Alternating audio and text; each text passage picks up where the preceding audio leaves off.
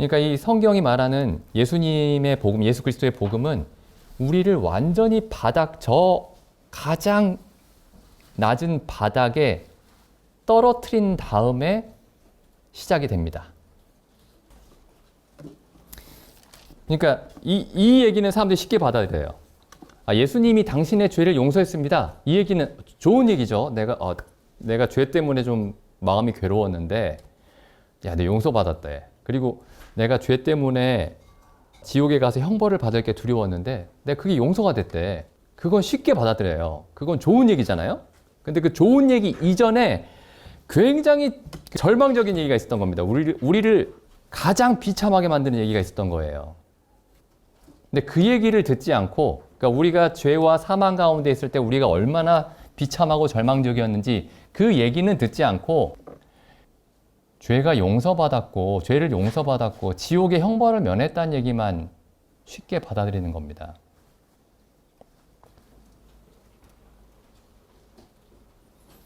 그래서 이거 예수님의 십자가가 결국에 우리에게 처음에 하시는 말씀은, 예수님의 십자가 달린 예수님이 우리에게 처음 하시는 말씀은 너희 죄가 용서되었다라는 게 처음 하시는 말씀이 아닙니다.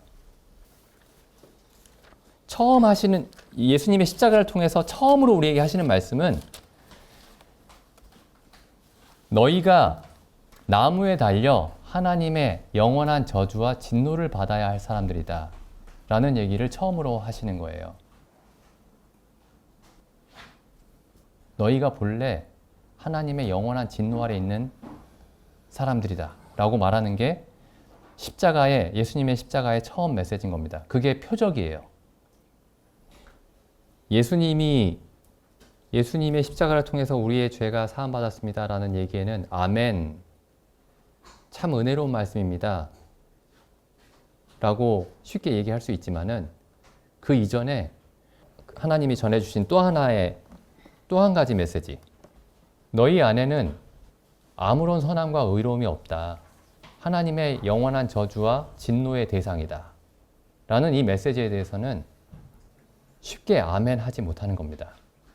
그런 얘기를 들어본 적도 없고요. 그런 얘기를 잘 전하지도 않고요. 그러니까 예수님의 십자가가 전하는 메시지가 두 가지입니다. 두 가지인데, 하나는 우리가 구원받기 전에 우리의 상태가 어떤 상태였는지, 구원받기 전에 우리가 어떤 존재였는지 하나님 앞에서, 그게 첫 번째 메시지고, 두 번째 메시지는 그런데 예수님이 우리의 모든 죄를 지고 대신 형벌을 받아서 우리가 죄의 사함을 받았습니다 라는 게 두 번째 메시지예요. 두 가지 메시지입니다. 그런데 사람들이 전하는 메시지가 앞에 있는 이 한 가지 메시지는 지워버리고 두 번째 것만 전해요. 두 번째 것만 생각합니다. 여기에서 기독교의 모든 문제가 발생한다고 말해도 과언이 아닙니다. 전혀 과장이 아니에요.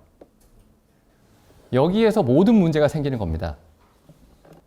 하나님의 말씀이, 십자가의 메시지가 양면인데, 동전의 양면과 같은데, 그러니까 이건 분리될 수가 없는 거예요. 근데 우리가 분리를 시킨 거죠. 분리를 시킨 겁니다. 하나님이 우리의 본래 아담 안에서의 우리의 상태에 대해서 말씀하시는 그 메시지는 지워버리고 신경 쓰지 않는 겁니다. 그리고 지옥에 안 간다, 예수님 믿었으니 지옥 안 간다는 메시지만 받아들이는 거죠. 근데 왜 이게 왜 심각한 문제인가 하면은, 우리가 하나님을 은혜의 하나님으로 알기 이전에 하나님을 어떻게 알아야 되느냐 하면은 진리의 하나님으로 알아야 됩니다. 진리의 하나님. 은혜와 자비를 베푸시는 하나님으로 알기 이전에 참되신 하나님으로 알아야 됩니다. 하나님이 하시는 모든 말씀이 참됩니다. 이렇게 알아야 돼요. 하나님이 하시는 모든 판결이 의롭습니다. 이렇게 알아야 됩니다. 근데 우리가 하나님께 들은 판결이라는 게 너희 죄 없다, 다 용서해 줬어, 이 판결만 알고 있는 거예요. 그 이전에 사람은 전부 거짓되다, 너희가 거듭나기 전에, 그리스도 안에 있기 전에, 그리스도를 알기 전에 모든 생각과 모든 행동이 거짓되고 의로움이 없고 선함이 없고 그 안에는 아무것도 없다, 죽어있는 거다, 이 판결에 대해서는 깊이 생각해 보지 않은 겁니다. 그러니까 계속 문제가 생겨요.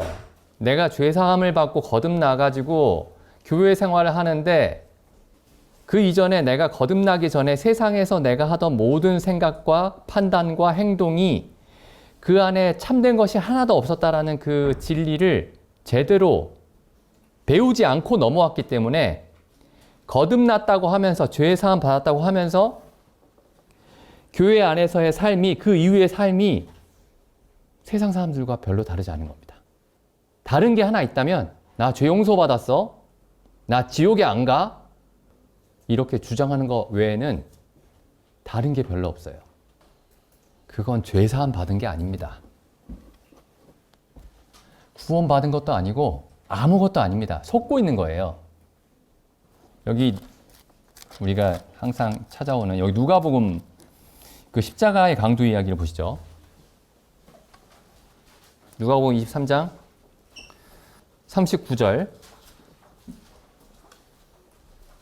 이 구절을 가지고 지금 이 사건을 가지고 그 죄사함을 사람들이 전하는데도 이 사건을 굉장히 많이 사용을 하죠.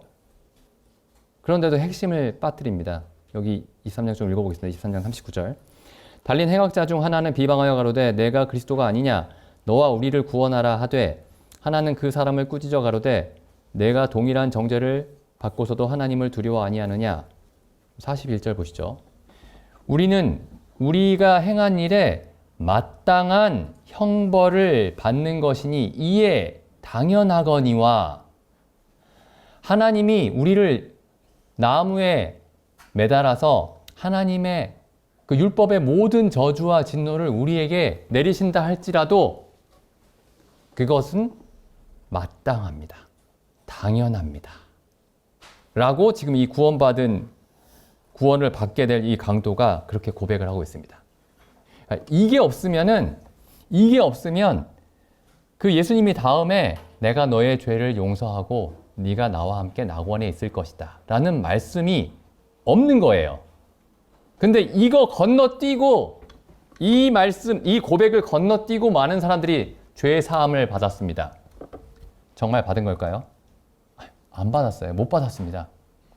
그 찰스 스펄전 얘기했던 것처럼 하나님이 나를 지옥에 영원한 지옥불에 던지신다 할지라도 나는 하나님 앞에 아무런 할 말이 없습니다. 왜? 하나님의 판단이 의롭기 때문에. 하나님이 나를 구원하시지 않고 나를 지옥에 던지신다 할지라도 하나님은 의로우십니다. 하나님은 선하십니다. 하나님은 거룩하십니다. 근데 하나님의 의로움과 선함과 거룩함에 대해서는 사람들이 관심이 없습니다. 내가 지옥에 안 가는 것만 중요한 거예요. 그게 표적을 보고 예수님을 찾는 것이 아니고 떡을 먹고 배부르기 위해서 예수님을 찾는 겁니다. 그러니까 그 이후에 그리스도인의 삶이 엉망진창이 되는 거예요. 그 생각 자체가 이 그리스도인의 삶을 전혀 이해를 못하는 겁니다. 내가 일단 죄사함을 받았죠. 천국 가는 티켓이 확실하죠. 그 다음부터 뭐 하면 되죠? 내가 천국 가는 건 확정이 돼 있으니까 이 땅에서도 조금 잘 살아봅시다. 이렇게 되는 겁니다.